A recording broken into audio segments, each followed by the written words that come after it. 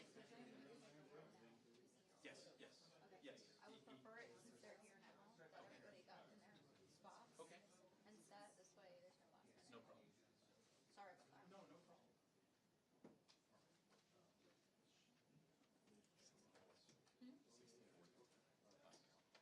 Oh, you were right on the money. Yeah.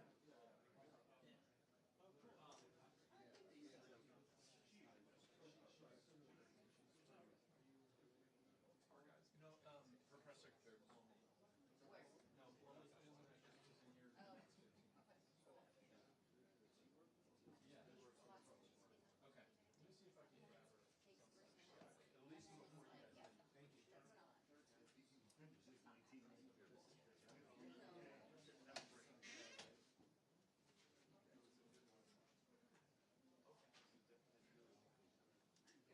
At least before you guys leave. Thank you. That's not.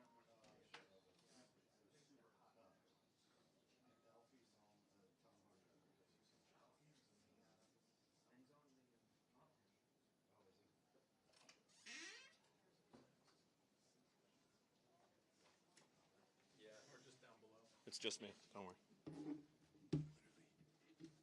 Literally, it could be here or I can stash it under here. Let's stash it there. And then I tape it literally just here. Okay, we gotta tape that one. Yeah. Yeah. Okay, that's fine. Okay, great. Yeah. I might push. Sorry, I might push you, but that's only Whatever. Okay. Thanks, Mike. Oh, yeah. I mean, you guys have a pretty important role. We're just trying to make sure. We're just trying to make sure. Get out of here without fucking up. That's all I've got. This.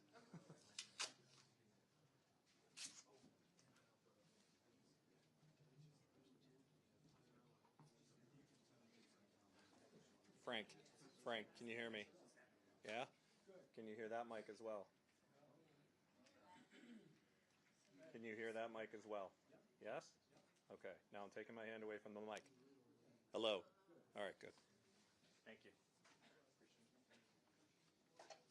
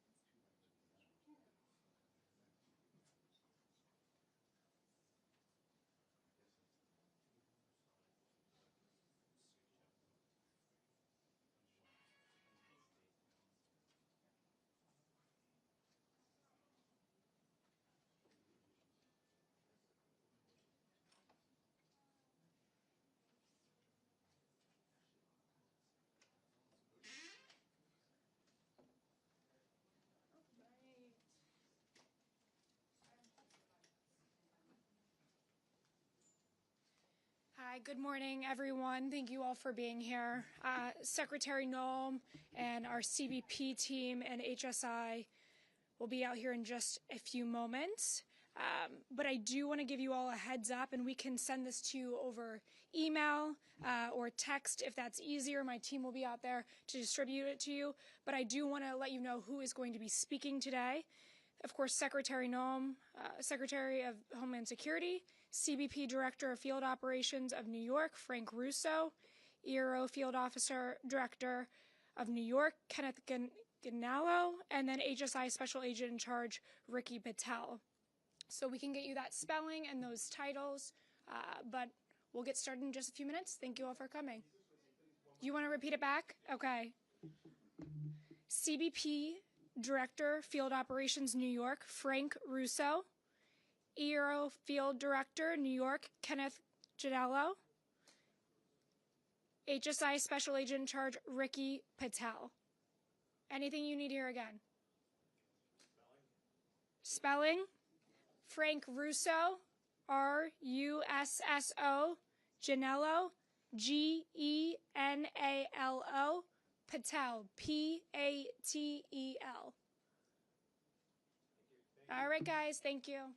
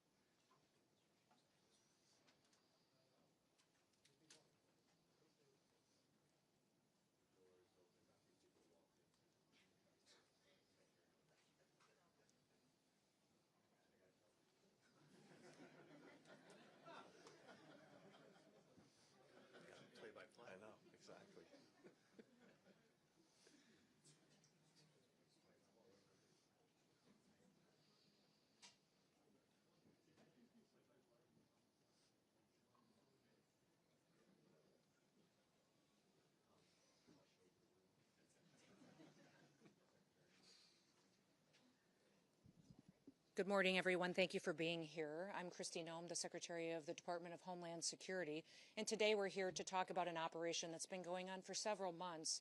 In fact, after an incident happened here in New York City that brought us to a point where we recognized that we had to work together in order to bring illegal criminal aliens to justice. Nearly 6 months ago, 2 criminal illegal aliens attacked an off-duty Customs and Border Protection agent and his friend while they were sitting on a rock in a park after hours enjoying the evening together. These 2 criminals came and attempted to rob them, and it ended up where they bravely fought back.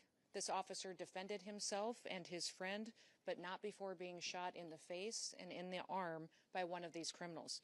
Immediately after, the men and women of the Homeland Security Investigations worked with NYPD, leading to the arrest of that gunman in just 2 hours. Within 28 hours, the second assailant was arrested as well, and those individuals have been brought to justice. But those individuals would have never been in this country if they hadn't been allowed in by the Biden administration when they ignored our federal laws and allowed them to come in illegally. Now, the officer that was injured doesn't seek public attention. He wishes to remain anonymous, but he had a distinguished career and a legacy of service and continues to do so. But his life was forever altered by this heinous crime. His attackers never should have been in this country, and they've been protected and were protected up until that point by sanctuary city policies. In fact, they had long criminal rap sheets and were released by the Biden administration and continued to be released by leaders in this city to perpetuate crimes against the citizens that live here. During our investigation, we learned that these scumbags were affiliated with the transnational criminal organization, the notorious Trinitaris gang in New York. We began to target every single last person that is affiliated with them and recognized that they needed to be brought to justice. The American people deserve dignity, they deserve justice, and we deliver both. So we launched Operation Salvo here in New York City. Operation Salvo was a cooperation of the resources of CBP, HSI, ERO, and also the federal prosecutors from the Southern District of New York. The New York County District Attorney's Office also participated in this operation. We've arrested 54 individuals as a part of Operation Salvo since its inception just a few months ago. Those arrested are violent transnational gang members and affiliates associated with Trinitarios who are responsible for weapons trafficking, for human smuggling, for narcotics distribution, and for armed robberies. They had perpetuated previous violent attacks across the city of New York City. We have already removed not only many of these individuals that we have arrested, but over 60% of them have been returned back to their home countries to face justice for their crimes there as well. These arrests and these removals represent a significant blow to the criminal network that has been terrorizing communities and right here in New York City and throughout the United States. And that's our message to this administration, to this city, to the state, and to the United States, is that President Trump and his law enforcement officers that are entrusted to protect the American people will every day continue to keep America safe. Operation Salvo is just the beginning of a broader and a much more sustained effort to go after not only transnational criminal organizations and networks, but also illegal criminal aliens throughout the country. We are on offense. The Trump administration is using every single tool that we have to protect the American people. Sanctuary policies, whether they're here in New York City, whether they're in California, Illinois, or Minneapolis, if you are a criminal illegal alien, we are coming to get you. We will arrest you. We will bring justice, and we will also bring safety to the American people. We are warning anyone, if you think you can harm an individual, a citizen of the United States, or a law enforcement officer, we will find you and bring you to justice. If you lay a finger on one of our officers, we will catch you, we will prosecute you, and you will feel the full extent of the law. In every single thing the Trump administration does, we put the American people first. Operation Salvo has proven that by taking 54 dangerous individuals off of our streets and protecting the people who live here in this city. Now, also thanks to President Trump, we have 2.6 million people who have left our country who shouldn't have been here in the first place. They were here illegally, and over 650,000 of them were arrested, detained, and deported back to their home countries. 2 million of them left voluntarily, recognizing this was their opportunity to go home and come back someday the right way so they have a chance to enjoy the American dream. Of course, doing these operations requires brave citizens that are willing to serve their country, and we're excited by the amount of people who want to join the Department of Homeland Security in their efforts to protect the American people. And tomorrow is Law Enforcement Day, so I'd like to encourage all of you that when you see a CBP officer, an ICE officer, anyone serving in federal, state, or local who are pledging their lives and taking an oath to protect their communities and their country and the people that live there, that you thank them. Do something nice for them. Buy them lunch, give their families some support, and thank them for their service and their dedication to freedom and to liberty and enjoying the opportunity to sleep peacefully in our beds at night. Now, I'm pleased that I get to introduce several other speakers that will come up and share information on this operation with you. The first one is going to be Director Frank Russo will address and talk about some of the specifics of this operation. Thank you, Madam Secretary. Good morning, everyone. Thank you for joining us today. Madam Secretary, we can't thank you enough for being here today. Your humanity, your compassion was evident to us the minute our officer got shot. You visiting him in the hospital, checking up on him every so often was really a clear indication of your care for our officer, and really inspired us to come up with this operation. I'm sure that the success of this operation is a direct result of your care, so thank you for that. I want to get something across to you all in a clear message. New York City is a safer city because we did not allow this attack, this vicious attack on our officer, to go unanswered and unpunished. Because Operation Salvo delivered clear, real, and measured results. Now, the best thing about this operation is that it was done the way law enforcement loves to do it. Quietly, discreetly, behind the scenes, often under the cover of darkness. And what that did was it allowed our officers and agents to go out there, to conduct surveillance, to do intel gathering operations, and to arrest these individuals without any interruptions and without any impact to civilians. That's the way it's supposed to be done. And that's the way we kept New York City safe. 6 months ago, our officer was enjoying a Saturday night in the park. And when he was attacked, it was an attack on all of us. And we realized we had to restore public safety and the rule of law. Our mission is clear at CBP. Our mission is to protect the homeland, safeguard the borders, and endure economic prosperity. But this mission was more narrowly focused. This mission was about protecting the citizens of New York and ridding ourselves of these horrible individuals. Now, we came up with the name Salvo because the name means a lot to us. Salvo, first and foremost, the term our officer received salvation that night. By the grace of God and because of the incredible support from the NYPD under the leadership of Commissioner Tisch and her team, who was out there picking up our officer and bringing him to a hospital. So we thank the NYPD for that. Salvo also references a term of simultaneous discharge of guns in battle. And that's what happened that night to our officer. And he was so courageous in getting shot in the wrist and in the face and still firing back. He's a hero to us, and he inspires us each and every day.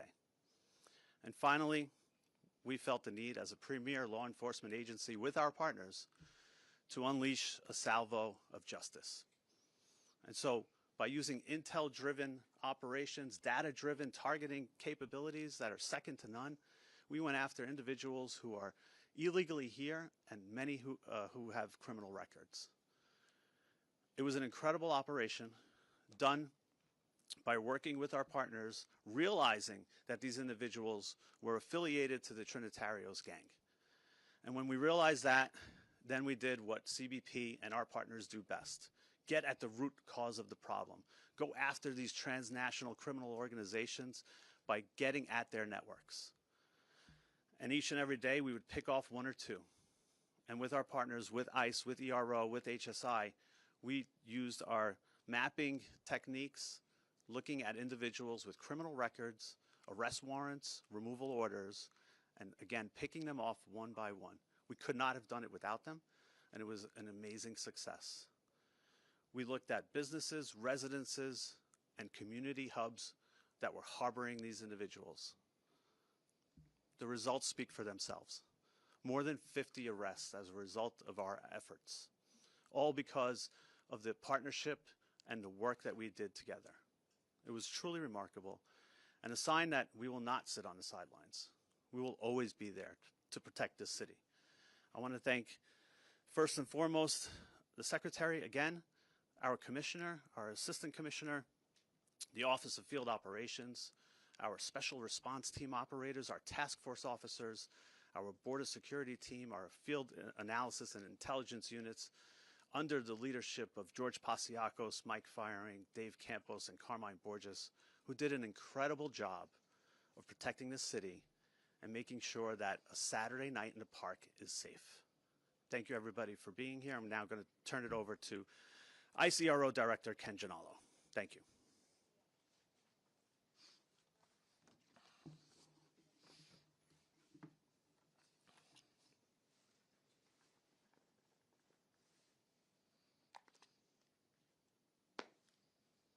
Morning, everyone. How you doing? My name's Ken Gianello. I am the Field Office Director for ICE Enforcement Removal Operations, New York City. I first want to thank Secretary Noem for traveling to the city today and for our continued and unwavering support of our brave law enforcement officers. We are here today because of the abject failure of the New York City bail reform laws and sanctuary city policies. The tragic shooting of this heroic CBP officer was entirely preventable and is a direct result of those policies. What makes this case particularly egregious is both of these violent criminals had been in NYPD custody on multiple occasions. However, due to these sanctuary city policies and the politicians that prioritize politics over public safety, these criminal illegal aliens were repeatedly released onto New York City's streets to harm this brave officer.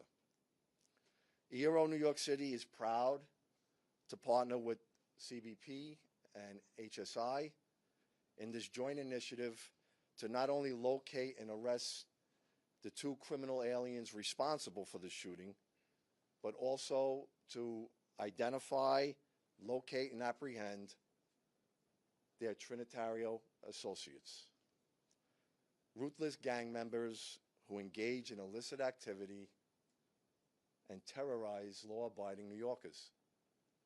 Together, we have arrested over 50 criminal aliens, many with felony convictions, including weapons offenses, drug offenses, robbery, assault, rape, sexual abuse, burglary, and larceny. Approximately 30 of those have already been removed from the United States, while the remaining are in ERO custody at this time. Communities with sanctuary policies suffer the most harm from criminal aliens. When local police release dangerous aliens into the community, they often reoffend in the same community that they are released in. And also, they stay in sanctuary city areas. In this case, the shooter demonstrates he would travel to another sanctuary city jurisdiction, which was in Massachusetts, where he had an outstanding criminal warrant for armed robbery. So to further their criminality without fear of consequences or repercussions, they will travel to sanctuary city jurisdictions, basically hiding in plain sight. They provide safe haven for criminal aliens. The lack of cooperation is unprecedented across the law enforcement spectrum, and rather than the city's stated purpose to protect the immigrants in New York and the citizens of New York City, these misguided policies allow criminals to roam freely in our city, in our country, subjecting New Yorkers and all Americans to unnecessary harm, which includes an off-duty CBP officer just trying to enjoy his Saturday evening in our great city. ICE will continue to uphold the mission to protect the city's residents by holding alien offenders accountable. New Yorkers should not have to worry about violent criminals roaming their neighborhoods because the local systems failed them. We always stand ready to work with our local law enforcement partners without condition and sincerely look forward to reestablishing mutually beneficial path forward for the safety of all New Yorkers to ensure preventable tragedies like this never have to occur again. Thank you. I will now introduce you to the Special Agent in Charge for Homeland Security Investigations for New York, Mr. Ricky Patel.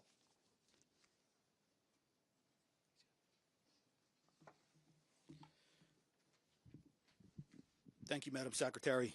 Thank you, Frank. Thank you, Ken. Good morning. As you just heard, my name is Ricky Patel. I'm the Special Agent in Charge for Homeland Security Investigations, HSI, here in New York City. It is an honor to join my esteemed colleagues today to say, when our partners call, we answer. No hesitation, no delay. That's the commitment HSI New York brings to every threat against our law enforcement family and to our great city. From the very first moments following the July shooting of our CBP partner, HSI agents alongside local, state, and federal counterparts worked relentlessly, day and night, to track those responsible.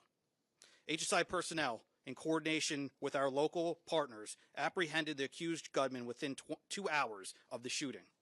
We swiftly identified his alleged accomplice, whom we arrested shortly thereafter. In the days, weeks, and months that followed, together with law enforcement, we pursued every known associate of this violent migrant gang crew. We pored over every piece of evidence, followed every lead, and made it clear an attack on one of us is an attack on all of us. Our unity is our strength, and we will never let criminals divide us. Our investigation led to the capture of individuals tied to violent transnational gangs, including associates of the Trinitarios gang that are responsible for weapons trafficking, human smuggling, narcotics distribution, armed robberies, and repeated violent attacks across the Big Apple. Their arrests deliver a major blow to criminal networks that have preyed on our New York City neighborhoods for far too long. This was only possible because of the unwielding and unwavering collaboration between DHS partners and those from the Southern District of New York, the Manhattan District's Attorney's Office, and the law enforcement partners from all levels. Investigative methods and interviews were conducted. We identified additional conspirators and expanded our reach. I am proud to say that the main targets and dozens of their associates have been taken off of our streets. But our work isn't finished. We will continue to leverage every resource, whether it's local, state, or federal, to root out anyone connected to this conspiracy and this violent gang. Leadership and teamwork remain the backbone of our success. HSI's mission is clear: protect public safety and national security by investigating and arresting the most dangerous criminal elements from our communities. Every day, we use our broad authorities to enforce hundreds of federal laws, targeting transnational criminal organizations from every angle. We will not rest. We will not back down. HSI New York will continue to disrupt and dismantle criminal networks, ensuring our city and our country remain safe. Thank you, and I now turn it back over to Secretary Noem. Well, thank you, Ricky and Frank and Ken, for all of your hard work that you do every day here in New York City, but also for the rest of our country. With that, we'll open it up to any questions that you may have. Of the 54 people, how many had pending charges or criminal convictions? And I'm wondering, ICE's own data in New York City shows that over the last year, between January and October, 70% of the arrests that ICE did in New York City had no criminal convictions or pending charges.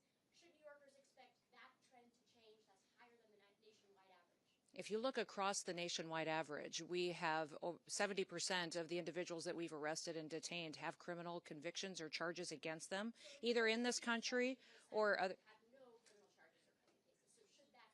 We're continuing to do our work to bring those criminal illegal aliens to justice. And ICE will continue to get up every day and do what they can to protect New York City.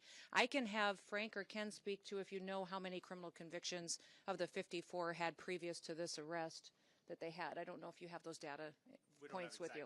We can get those for you, though. Exactly. The vast majority of them, though, have criminal charges against them or convictions against them as well. Yes.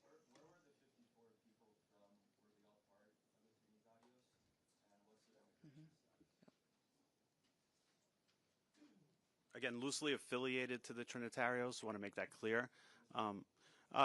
Through connections connections that we made by speaking to them, understanding who they were, where they were operating out of, and contacts that they had on their phones. Immigration status, all illegals. It varies. It varies spectrum from speaking to individuals associated with the gang to just having conversations.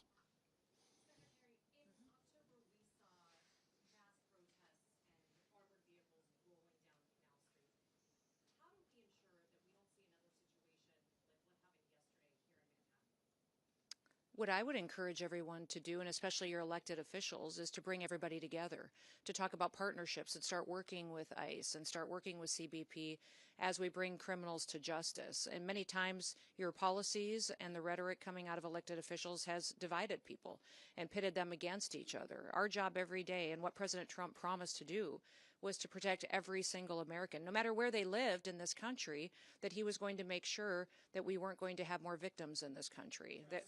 And we are going to continue to do that each and every day. And I'd encourage the leaders in this city and your governor and in other cities and states across this country to work with us rather than opposing us so that we can continue to make our streets safer. Yes, right here. Hi. Yep. This is not the only example, the one that you bring up today, of officers being attacked by alleged gang members in New York City. We also had those officers who were attacked in Times Square back in May. With these examples, has Mayor Mamdani and his administration offered to cooperate when it comes to getting criminal gang members off the streets? Because we know he is not a fan of ICE, but when it comes to criminal gangs, is there any kind of leeway that has been given them?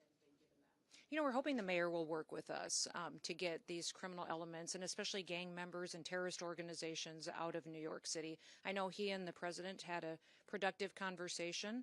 Our communication at the Department of Homeland Security has not been productive with the mayor's office or with NYPD, but we want to continue those conversations so we can work together. Yes. Director Russo spoke about how this operation happened discreetly. Yeah. And that's how it should be, which is in contrast to what happened in Minneapolis yesterday. What do you mean in contrast to what happened in? Not Because of the protesters and the violent criminals that were attacking our law enforcement. If you remember in that operation, what happened was our officers were out trying to get a car stuck out of the snow when they were surrounded and assaulted and blocked in by protesters that were inciting. the officer was following his training. He did follow his training because of an individual that was. Point blank into a driver's window. Is that part of the training? How is that self-defense? This is an experienced officer who followed his training, and we will continue to let the investigation unfold into the individual and continue to follow the procedures and policies that happen in these use of force cases. But let's remember the events that surrounded what happened yesterday on that tragic situation was that these individuals had followed our officers all day, had harassed them, had blocked them in. They were impeding our law enforcement operations, which is against the law. And when they demanded and commanded her to get out of her vehicle several times, she did not. So we'll continue to allow this process to unfold and recognize that these law enforcement officers every single day put their lives on the line. They go out and do their jobs. They go out and. This was an act of domestic terrorism, which is perpetuating. These policies and procedures that follow a use of force situation like this are continuing to be put in place. So this is standard operating procedure after every use of force situation, is that we follow these procedures and protocols. This situation is no different. But back there. Nope, this young lady right beside you. I'll come to you next.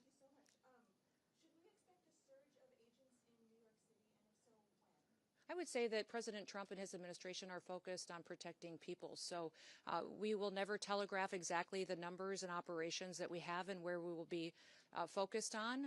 But I think that when you see violent criminals that are taking advantage of American citizens and putting their lives in jeopardy, our law enforcement officers at DHS will always show up. Yes. I'll come back. I'll come back. Go ahead. Secretary, the officer involved in the shooting yesterday, has he been suspended or is he still in the field? The officer went to the hospital. He was hit by the vehicle, went to the hospital and received treatment, was released, and is spending time with his family now. And is he still Yes, sir? Yes. In Minneapolis yesterday, you said the surge there would continue. You didn't directly say whether we can expect an ICE surge for civil deportation enforcement. Can you explain what a surge is? I won't describe in detail our law enforcement operations that we have. It's just puts our officers' lives in jeopardy, but they will be there enforcing the laws of this country and upholding the public safety needs that have to happen when it comes to enforcing federal law. So will this be just Homeland Security Investigations? You know, we've got thousands of officers there, and I'm not opposed to sending more if necessary to keep people safe. Back up here. Secretary, can you talk a little bit about the experience of the officer and some of his background? How much training did he have? How much training in these types of situations did he have, even if he's from the region? Yeah, I'm not going to get specific to this officer, but he's an experienced officer that has served a number of years, and we recognize that he acted according to his training, and we have expect that all the policies and procedures of review will be exactly that he acted appropriately to protect his life and the life of his colleagues and fellow law enforcement officers that were there and people that were surrounding. Yes. I'd like to get your reaction on some of the rhetoric here in New York City. Mayor Zohar Mamdani responded to the shooting yesterday saying that this is only the latest horror in a year full of cruelty. He called it an attack on us all, that New York stands with immigrants today and every day. Also, council members last night at the protest called this fascism. The New York City's public advocate, Jumaane Williams, said that your administration is, quote, doing the devil's work, and he asked New York City to stand up and show up, quote, it's going to be difficult and there are going to be casualties. And the last comment that was made last night at the protest was from New York State Representative Alex Boros, also a Democrat. Quote, not only was the ICE agent's hand on the gun, but Secretary Noem's hand was on the gun. President Trump's hand was on the gun. What is your response to New York Democratic leaders, those particular comments, and the protesters that are outside? I would say those comments are why we're standing where we are today. That kind of language and that kind of provocative talk, inciting people to take action and perpetuate violence in some cases, is unacceptable, and especially of elected leaders. We have a responsibility to state the facts, to go out and enforce the law. Your mayor just said in that statement that he was going to stand with illegal people who have broken our law before he's going to put New York City citizens first. His job and why he was elected was to protect the people who live here, that had the opportunity to vote for him and have the opportunity to live in this city. They pay their taxes, they go to work every day, and instead the mayor in that statement chose to stand with illegals instead of those individuals who just want the chance to raise their families in New York City and have a part of the American dream.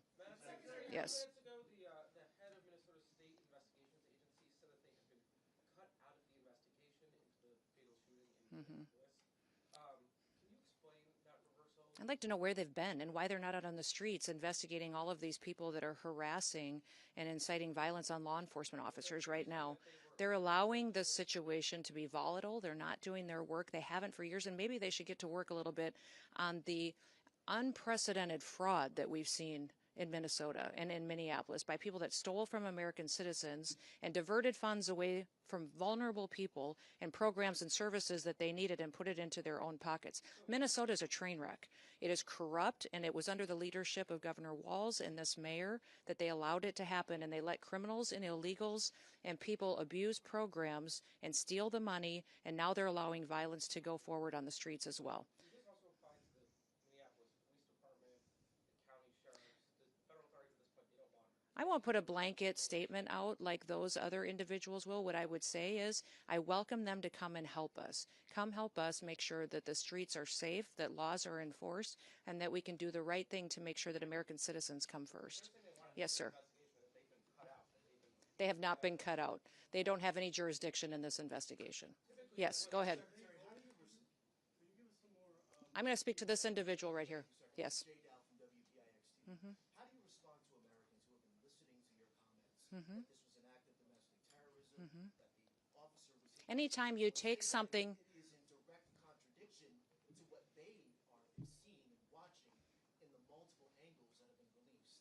What I would... 24 hours. This vehicle was used to hit this officer. It was used as a weapon, and the officer feels as though his life was in jeopardy. It was used to perpetuate a violent act that this officer took action to protect himself and to protect his fellow law enforcement officers. So we'll let this continue to go forward and follow the same policies and procedures that every use of force situation does. But we've had almost over 100 times that these vehicles have been used to ram law enforcement officers and to do damage and to harm them.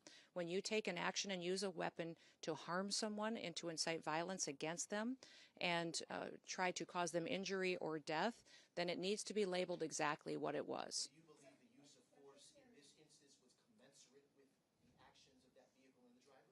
I would say that when these individuals use their vehicles to try to ram our law enforcement and to put their lives in jeopardy, that law enforcement officer has to make a decision to protect his life and the individuals around him as well. Yes. What did you make of Tom Homan's comments yesterday that we should wait for an investigation before determining, as you have, that in this incident it was self-defense and that he felt that his life was in danger? You know, I didn't see those comments, but from what I understand, he also put out a statement later as well. So I'll let Tom speak to that. But all of us are on the same page in the fact that this law enforcement officer followed his training and that he defended and acted in defense of his life and those around him. Yes. Darla Miles, ABC 7 New York. Two quick questions. First, you said these protesters had been following the ICE agents. Do you have a little bit more of a timeline, and can you share with us some of those other initial encounters prior to the fatal shooting? And then secondly, can you speak to the closure of the ICE office at Rikers by Mayor Mamdani? There will be more details coming out as this goes forward in the coming days, and I'll talk more about that closure in the future. Is there anything else? So can you say if there was how many times a day, if they had been threatened, like how many other times they... It had been ongoing throughout the day. Yes. Thank you, Madam Secretary. Whatever happened in Minneapolis, a mother of 3 is dead, an American citizen. Do you have a message for her family? Yes, absolutely. And I reiterated this yesterday when I had my press conference in Minneapolis. I asked everybody not to just pray for the officer, but also pray for the deceased family and her loved ones as well. It was a tragic situation that I hope we never see happen again. That's why I'm encouraging all elected leaders to work together so that we can be cooperative in getting dangerous criminals off of our streets. Do you feel like that you go in with a lot of publicity about these operations? Do you feel like that needs to be revisited so that maybe you go in a little more covertly, or do you need to change the approach at all? I would say that we have all different kinds of law enforcement operations ongoing with the department at all times. We don't telegraph what they are, the details or specifics, or where we're going to be operating. I would say that there's different tactics utilized for what's appropriate for the situation and the criminal activity we see in the city. Last question? Do you know the details of Renee Hood's harassment of ICE officers early in the day? Were any of those details shared with you? Because apparently it wasn't just that one incident, it was earlier in the day as well. Yes, it was, and that will be a part of some of the details that we will be sharing in the future. Thank you. Thank you all for being here, and I appreciate you focusing on this operation and the 54 criminals that we have gotten off the streets because of the work of this team behind me. We thank all of them for their service and recognize that, again, I'll remind you, tomorrow is Law Enforcement Day. Please take the time to thank a law enforcement officer who's out there keeping us and our family safe. Have a wonderful day.